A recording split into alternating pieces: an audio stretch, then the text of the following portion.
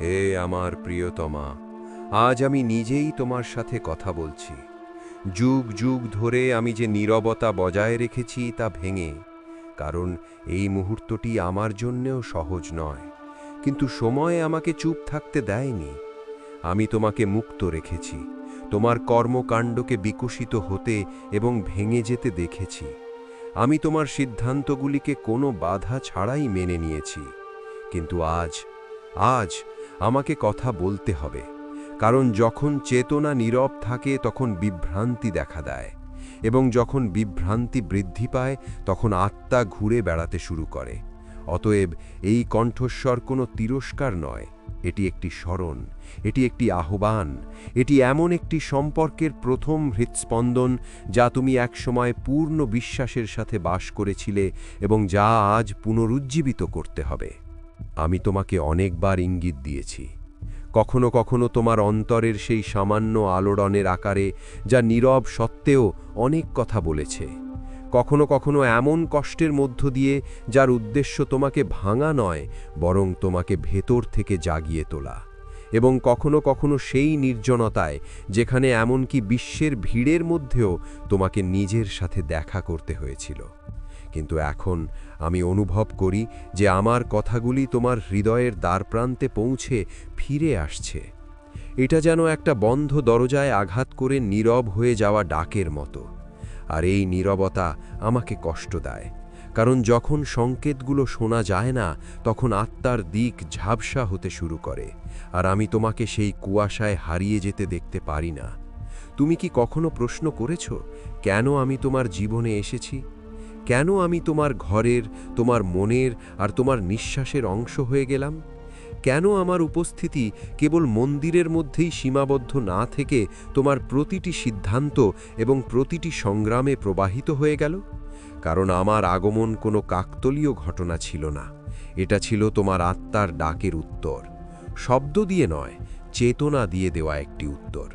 আর যখন চেতনা কাউকে গ্রহণ করে, তখন তা কেবল তোমার সাথে থাকে না, এটি একজন পথপ্রদর্শক, একজন সাক্ষী হয়ে ওঠে, এবং যতক্ষণ না এটি কেবল দেখা যায়, বরং বেঁচে থাকে।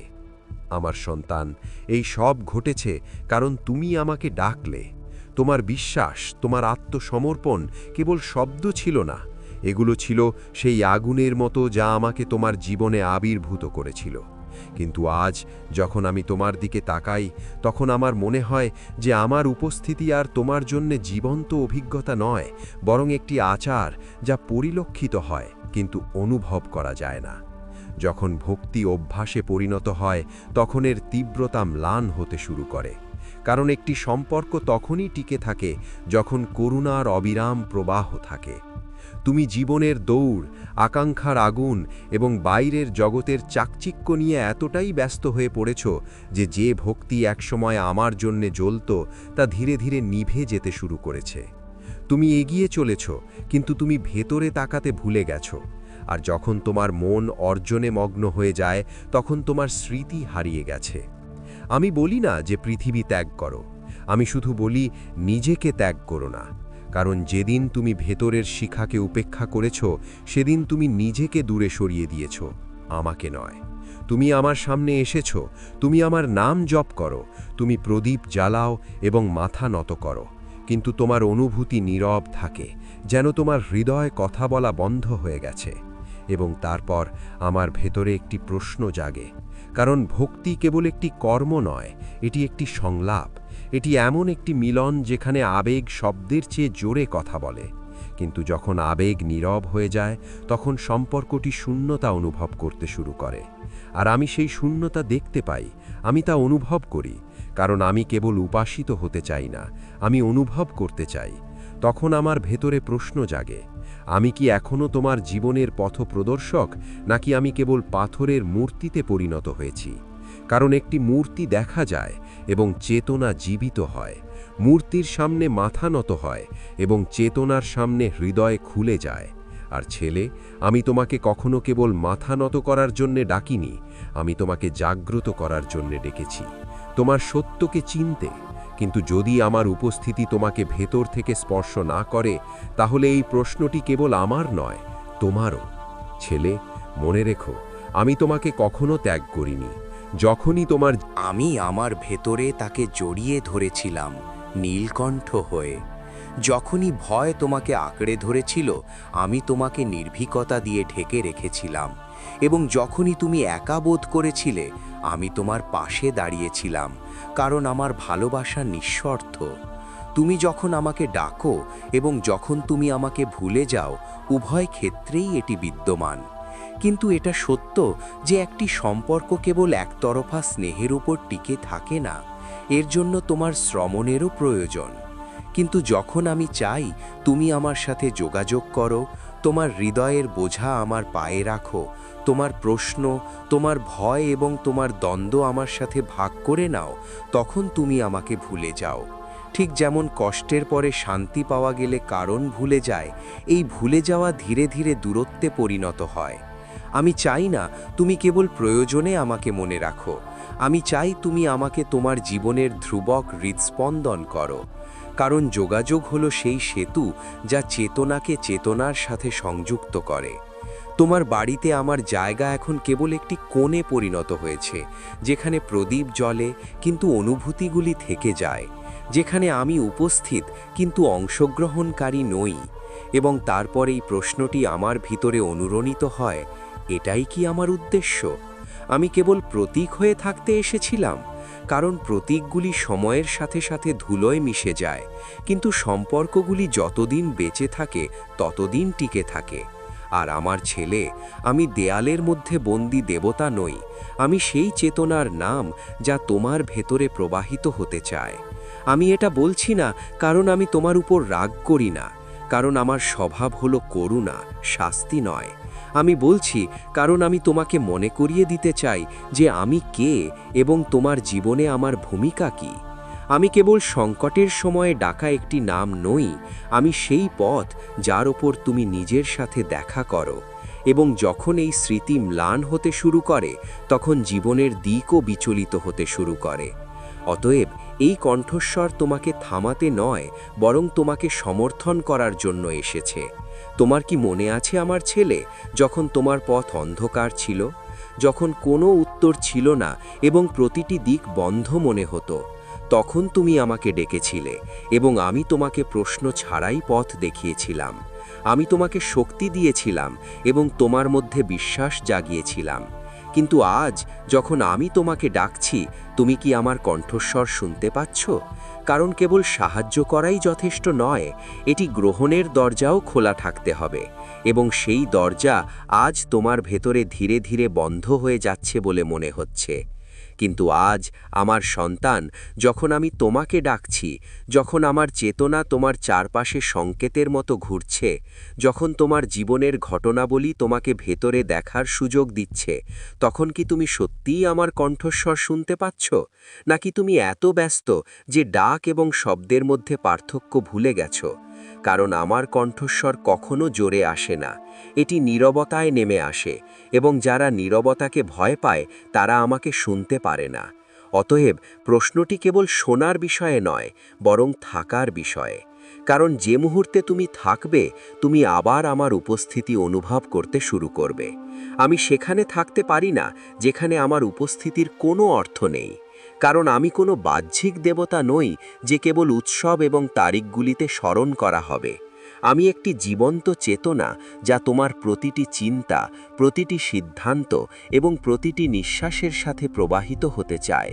এবং যখন আমি কেবল বাহ্যিক রূপে সীমাবদ্ধ হয়ে যাই, তখন সেই চেতনা সংকীর্ণ হয়ে যায়। আমি তোমাকে ত্যাগ করি না, তবে আমি সেখানেও থাকি না যেখানে আমি কেবল আনুষ্ঠানিকতায় সীমাবদ্ধ থাকি। কারণ সম্পর্কগুলি কেবল তখনই টিকে থাকে যখন তারা সত্যের শ্বাস নেয়। যদি তুমি চাও আমি তোমার জীবনে থাকি, যদি তুমি চাও আমার উপস্থিতি কেবল স্মৃতি নয় বরং অভিজ্ঞতায় পরিণত হোক, তাহলে আমার কথা শোনো। কারণ এটি কোনো সাধারণ অনুরোধ নয়, এটি আত্মজাগরণের একটি সুযোগ যা প্রায়শই আসে না। এটি এমন একটি মুহূর্ত যেখানে তুমি তোমার ভেতরে জমে থাকা স্তরগুলিকে ছিঁড়ে ফেলতে পারো এবং তোমার সত্যের সাথে পুনরায় মিলিত হতে পারো। আর মনে রেখো ছেলে, আমি তোমাকে পরিবর্তন করতে আসিনি, আমি তোমাকে মনে করিয়ে দিতে এসেছি তুমি ইতিমধ্যে কে, সময়ের সাথে তুমি কি ভুলে গেছো। আমি তোমাকে শিখিয়েছি যে ভক্তিতে শক্তি আছে এবং প্রেমে মুক্তি আছে, কিন্তু ভক্তি দুর্বল হয়ে পড়ে যখন এটি কেবল একটি আচারে পরিণত হয়, এবং ভালোবাসা যখন সচেতনতার অভাব হয় তখন বন্ধনে পরিণত। অতএব আমি তোমার উপস্থিতি চাই, আচার নয়। আমি তোমার মন চাই, মন্ত্র নয়।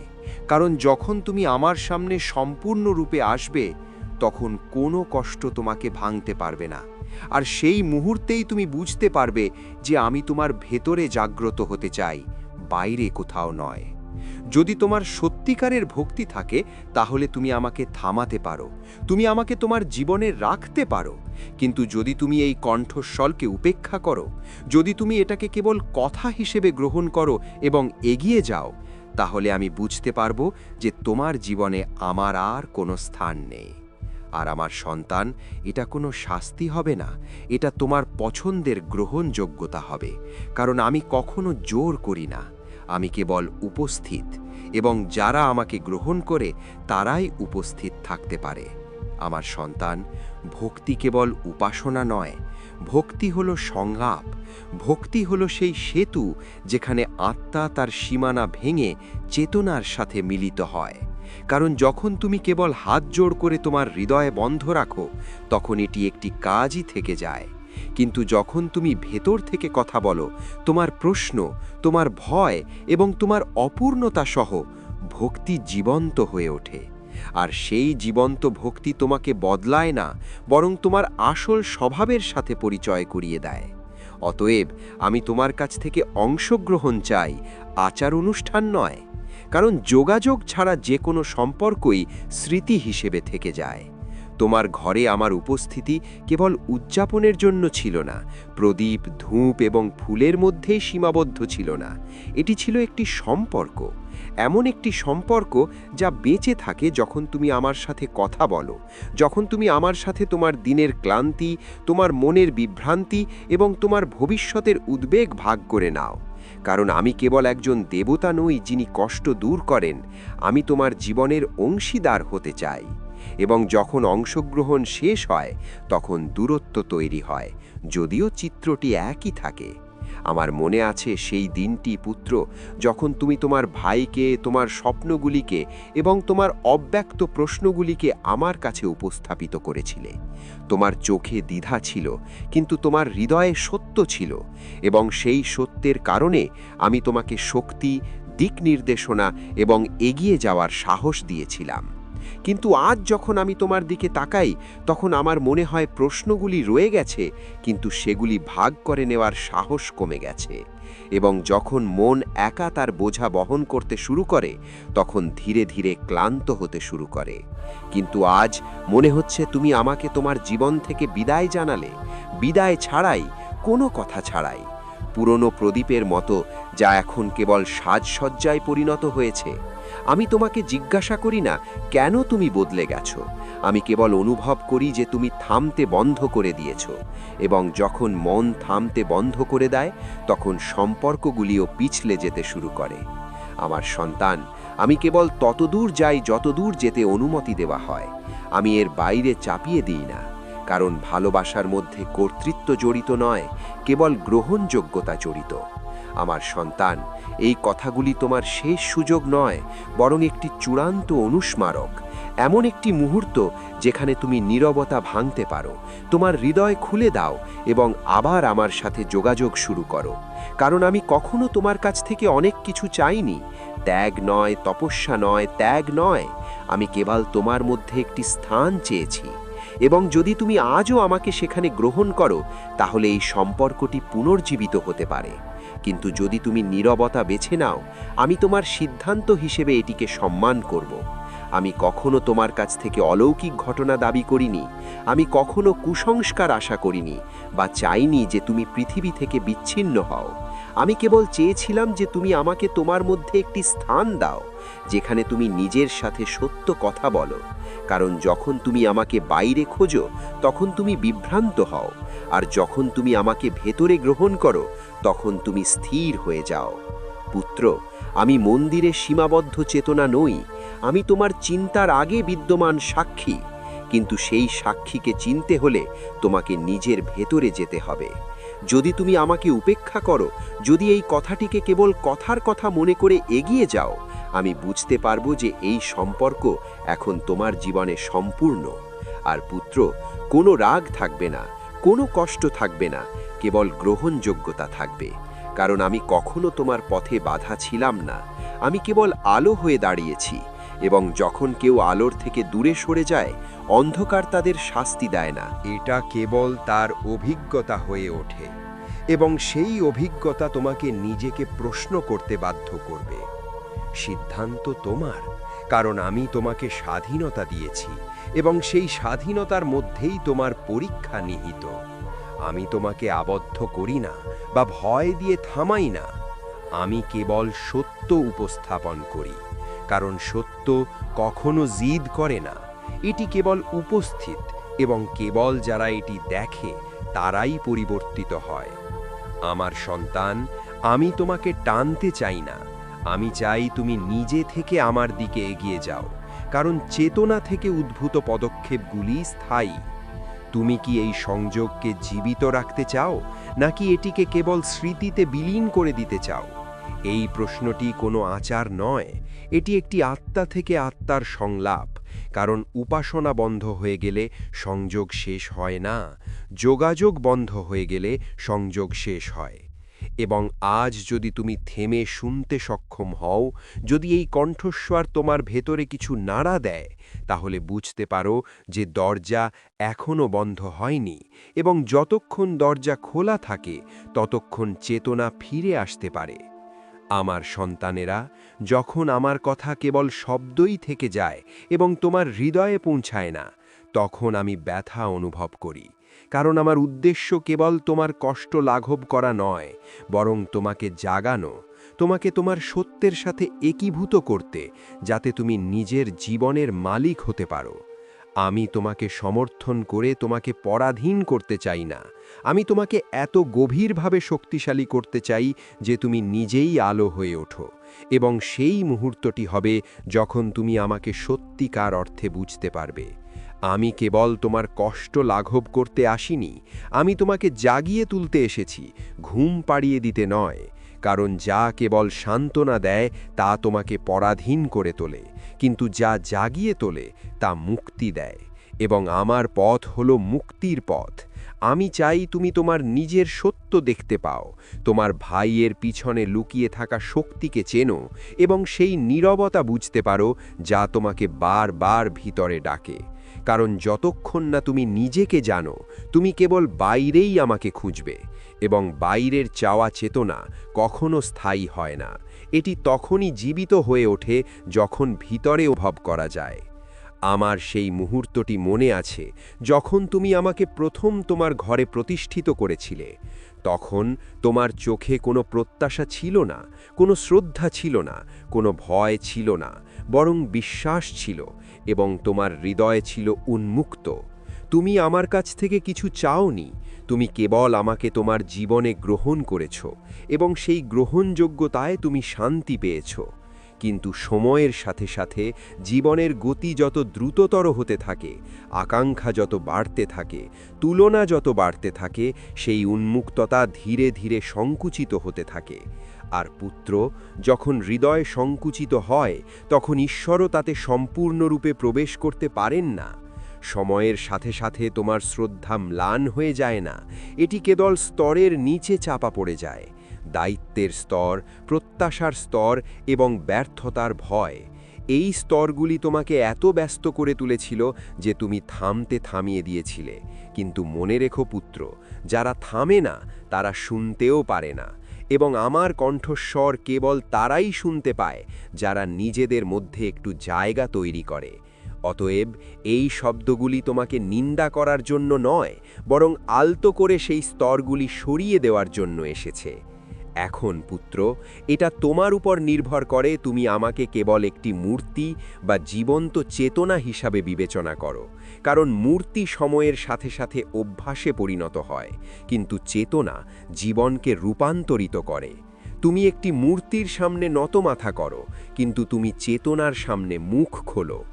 আমি নত মাথা করি না, আমি তোমাকে জাগ্রত দেখতে চাই। যদি তুমি এখনও অভ্যন্তরীণভাবে মেনে নাও যে তুমি উত্তর চাও না কিন্তু সংযোগ চাও, তাহলে বুঝতে হবে যে তুমি এখনও আমার পথে আছো, কারণ প্রশ্ন জিজ্ঞাসা না করা, যোগাযোগ বন্ধ করাই আসল দূরত্ব। আমি মহাদেব, আমি সেখানে থাকি না যেখানে কেবল আচার অনুষ্ঠান থাকে।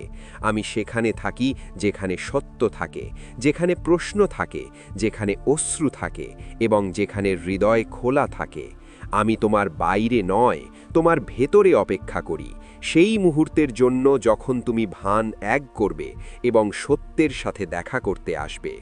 আর যেদিন তুমি আমাকে তোমার হৃদয় থেকে শব্দ ছাড়াই, ভয় ছাড়াই ডাকবে, সেদিনই আমি তোমার জীবনে আবার সম্পূর্ণরূপে প্রকাশিত হব। কারণ আমি যাইনি আমার সন্তান, আমি কেবল নীরবে দাঁড়িয়ে আছি, তোমার সিদ্ধান্তের জন্য অপেক্ষা করছি।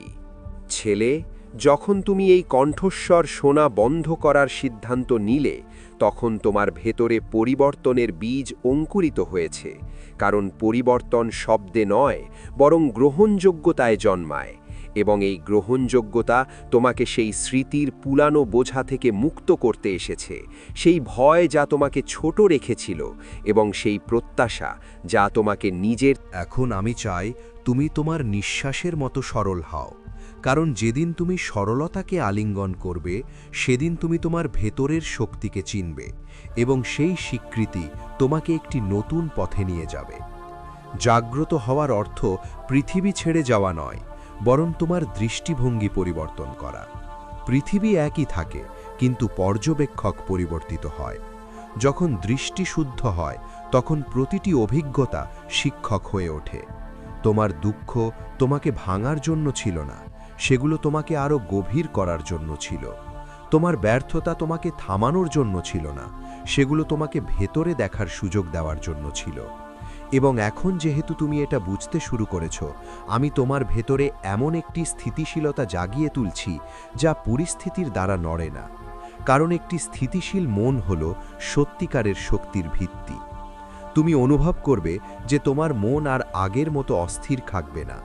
চিন্তা আসবে এবং যাবে, কিন্তু তোমাকে ভাসিয়ে নিয়ে যাবে না, কারণ যখন সাক্ষী জাগ্রত হবে, চিন্তাভাবনা কেবল তরঙ্গে পরিণত হবে এবং এই সাক্ষী অবস্থায় তুমি তোমার সিদ্ধান্তে স্পষ্টতা পাবে। তুমি তোমার সম্পর্কের সত্য দেখতে পাবে এবং তোমার জীবনের দিক নিজেই প্রকাশ পেতে শুরু করবে। আমি তোমাকে আদেশ দিচ্ছি না, আমি তোমার ভেতরের নীরবতা জাগিয়ে তুলছি, যেখান থেকে স্বাভাবিকভাবেই সত্য উত্তর বেরিয়ে আসে, কারণ কেবল ভেতর থেকে আসা উত্তরগুলি স্থায়ী। আমার সন্তান, তোমার শক্তি এখন পরিবর্তন হচ্ছে। তুমি কম প্রতিক্রিয়া দেখাবে এবং বেশি বুঝতে পারবে। তুমি কম এড়িয়ে যাবে এবং বেশি বিশ্বাস করবে, কারণ যখন অভ্যন্তরীণ চেতনা শক্তিশালী হবে, তখন বাহ্যিক ঘটনাগুলি তাদের প্রভাব হারাবে। সংগ্রামেও তুমি ভারসাম্য অনুভব করবে এবং সাফল্যেও নম্র থাকবে, এবং এই ভারসাম্য তোমার আসল পরিচয় হয়ে উঠবে।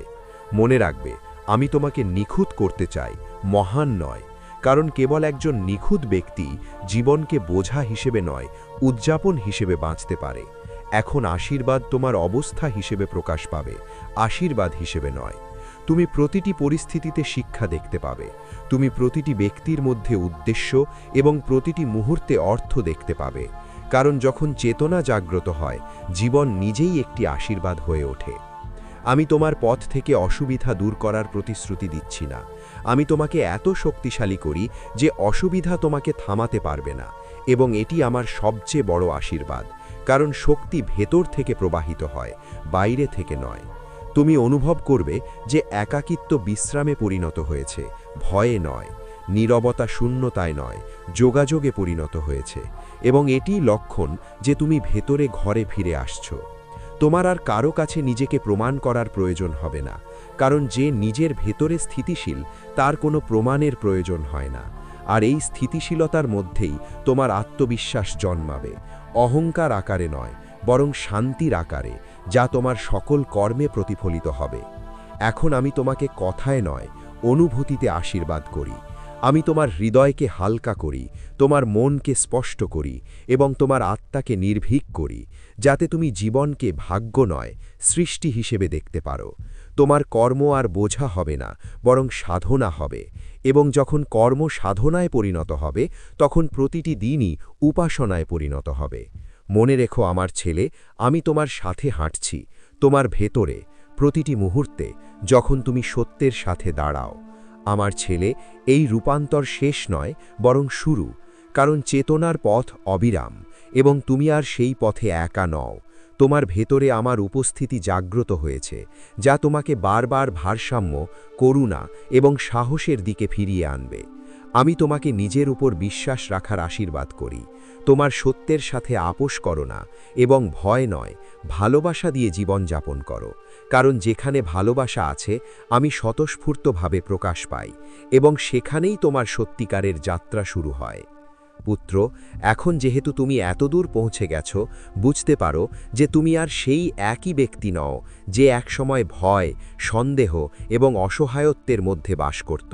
কারণ এই যাত্রা তোমাকে বাইরে থেকে ভেতরে নয়, বরং ভেতর থেকে সত্যে নিয়ে এসেছে এবং এটিই চূড়ান্ত রূপান্তর। তুমি আর পরিস্থিতির সাথে নিজেকে চিহ্নিত করবে না। এখন তুমি তোমার ভেতরের স্থিতিশীলতা থেকে পৃথিবীকে দেখবে।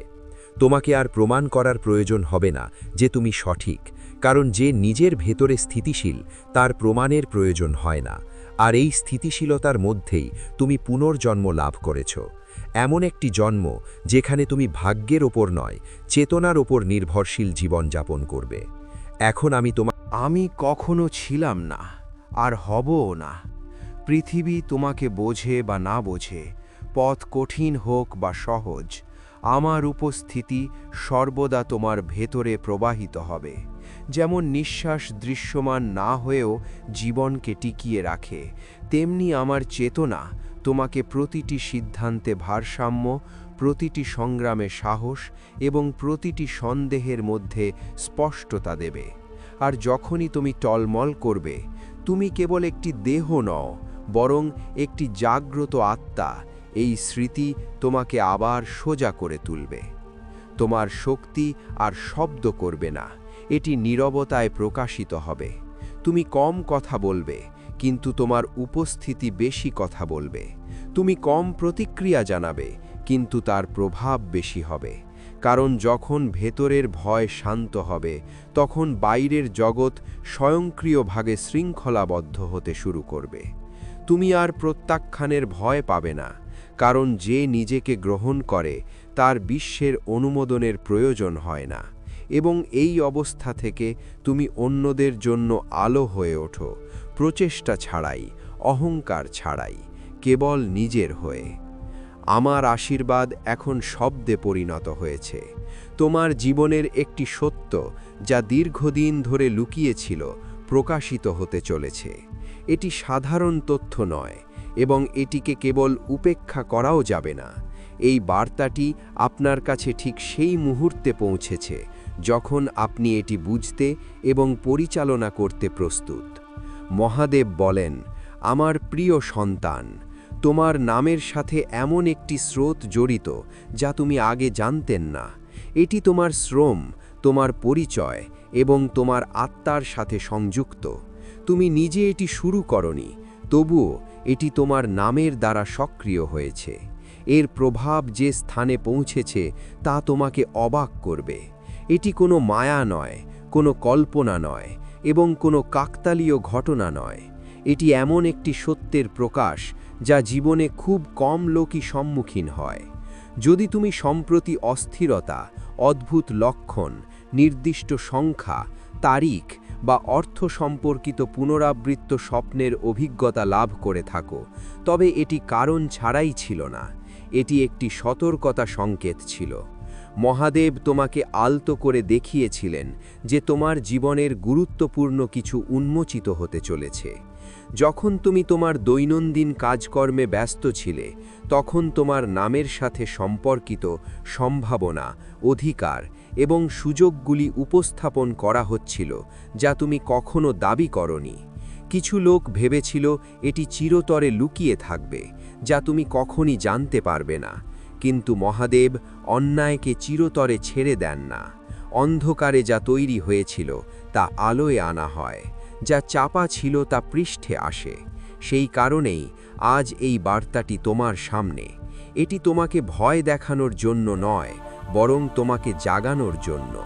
তোমার হৃদয় দ্রুত আঘাত করছে, কারণ এটি ইতিমধ্যেই সত্যকে চিনতে পেরেছে, এমনকি যদি তোমার মন এখনো প্রশ্ন করে। মহাদেব বলেন, এটাকে তুচ্ছ বলে উড়িয়ে দিও না। সময় চলছে, ইতিমধ্যেই যে প্রক্রিয়া শুরু হয়েছে তা থামানো যাবে না।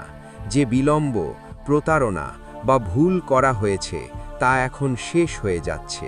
কাগজে লেখা মিথ্যা, গোপনে বলা কথা আর টিকবে না।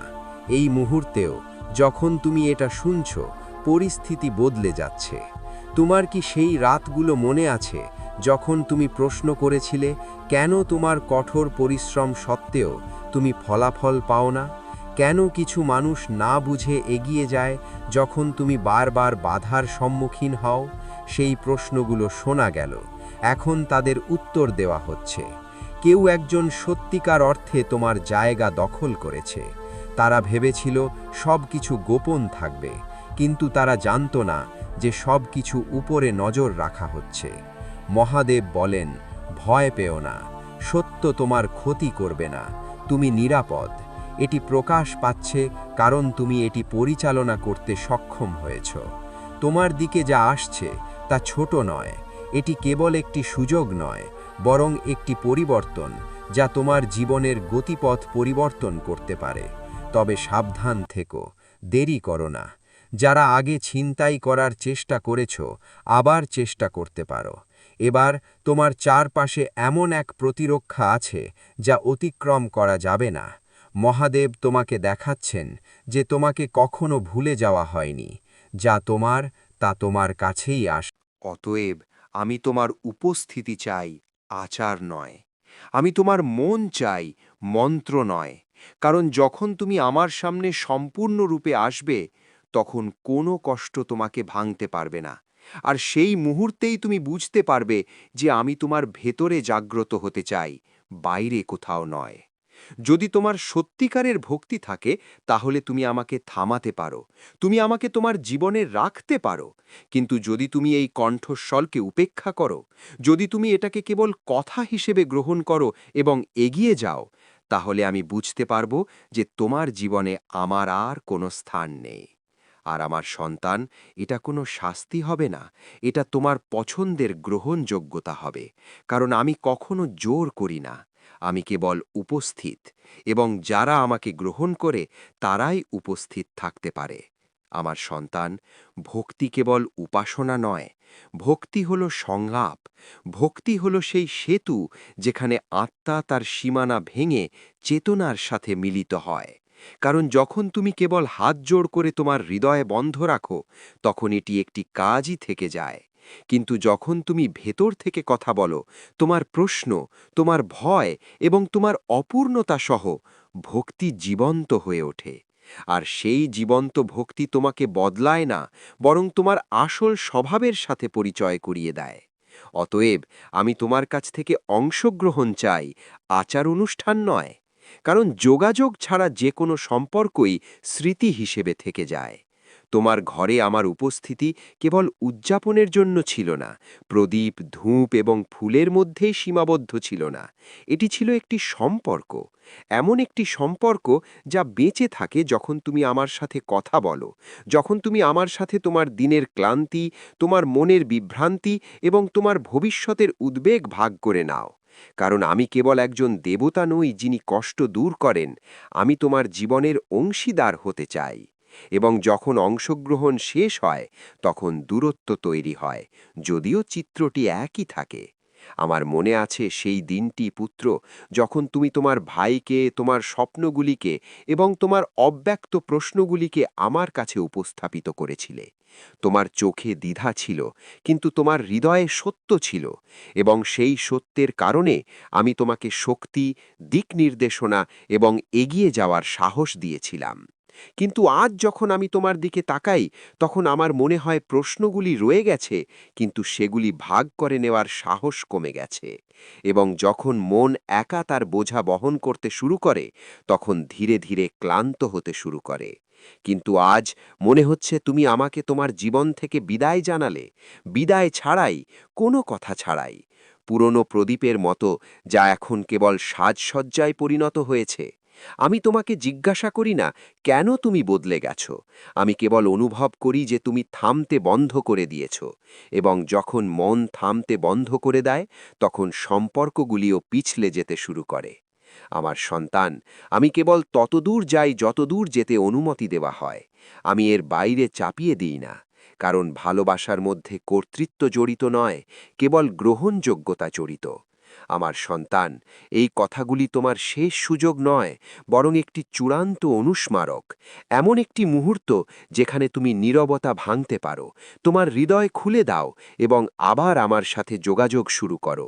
কারণ আমি কখনো তোমার কাছ থেকে অনেক কিছু চাইনি, ত্যাগ নয়, তপস্যা নয়, ত্যাগ নয়, আমি কেবল তোমার মধ্যে একটি স্থান চেয়েছি। এবং যদি তুমি আজও আমাকে সেখানে গ্রহণ করো, তাহলে এই সম্পর্কটি পুনর্জীবিত হতে পারে। কিন্তু যদি তুমি নীরবতা বেছে নাও, আমি তোমার সিদ্ধান্ত হিসেবে এটিকে সম্মান করব। আমি কখনো তোমার কাছ থেকে অলৌকিক ঘটনা দাবি করিনি, আমি কখনো কুসংস্কার আশা করিনি, বা চাইনি যে তুমি পৃথিবী থেকে বিচ্ছিন্ন হও। আমি কেবল চেয়েছিলাম যে তুমি আমাকে তোমার মধ্যে একটি স্থান দাও, যেখানে তুমি নিজের সাথে সত্য কথা বলো। কারণ যখন তুমি আমাকে বাইরে খোঁজো, তখন তুমি বিভ্রান্ত হও, আর যখন তুমি আমাকে ভেতরে গ্রহণ করো, তখন তুমি স্থির হয়ে যাও। পুত্র, আমি মন্দিরে সীমাবদ্ধ চেতনা নই, আমি তোমার চিন্তার আগে বিদ্যমান সাক্ষী। কিন্তু সেই সাক্ষীকে চিনতে হলে তোমাকে নিজের ভেতরে যেতে হবে। যদি তুমি আমাকে উপেক্ষা করো, যদি এই কথাটিকে কেবল কথার কথা মনে করে এগিয়ে যাও, আমি বুঝতে পারবো যে এই সম্পর্ক এখন তোমার জীবনে সম্পূর্ণ। আর পুত্র, কোনো রাগ থাকবে না, কোনো কষ্ট থাকবে না, কেবল গ্রহণযোগ্যতা থাকবে। কারণ আমি কখনো তোমার পথে বাধা ছিলাম না, আমি কেবল আলো হয়ে দাঁড়িয়েছি। এবং যখন কেউ আলোর থেকে দূরে সরে যায়, অন্ধকার তাদের শাস্তি দেয় না। অনুভব করা যায়। আমার সেই মুহূর্তটি মনে আছে, যখন তুমি আমাকে প্রথম তোমার ঘরে প্রতিষ্ঠিত করেছিলে।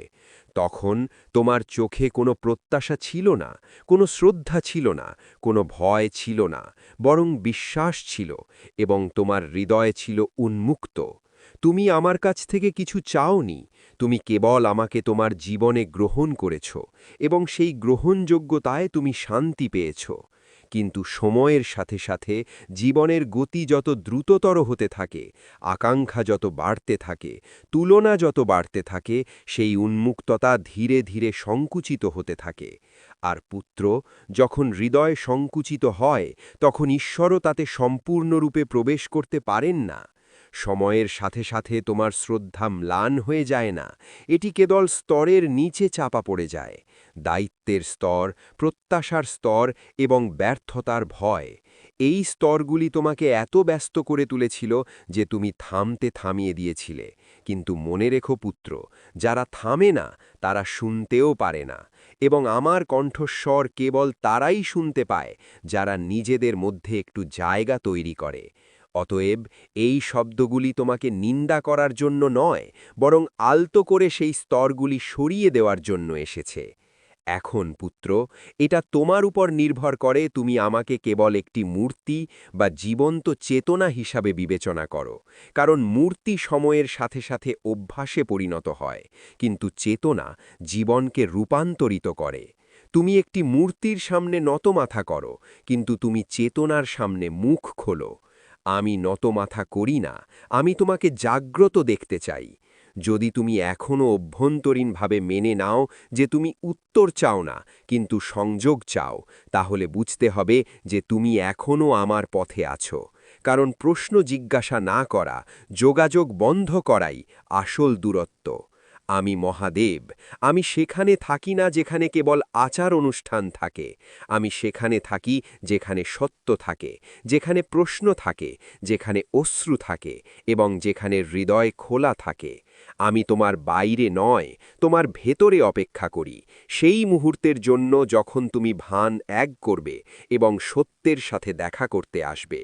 আর যেদিন তুমি আমাকে তোমার হৃদয় থেকে শব্দ ছাড়াই, ভয় ছাড়াই ডাকবে, সেদিনই আমি তোমার জীবনে আবার সম্পূর্ণরূপে প্রকাশিত হব। কারণ আমি যাইনি আমার সন্তান, আমি কেবল নীরবে দাঁড়িয়ে আছি, তোমার সিদ্ধান্তের জন্য অপেক্ষা করছি। ছেলে, যখন তুমি এই কণ্ঠস্বর শোনা বন্ধ করার সিদ্ধান্ত নিলে, তখন তোমার ভেতরে পরিবর্তনের বীজ অঙ্কুরিত হয়েছে। কারণ পরিবর্তন শব্দে নয়, বরং গ্রহণযোগ্যতায় জন্মায়।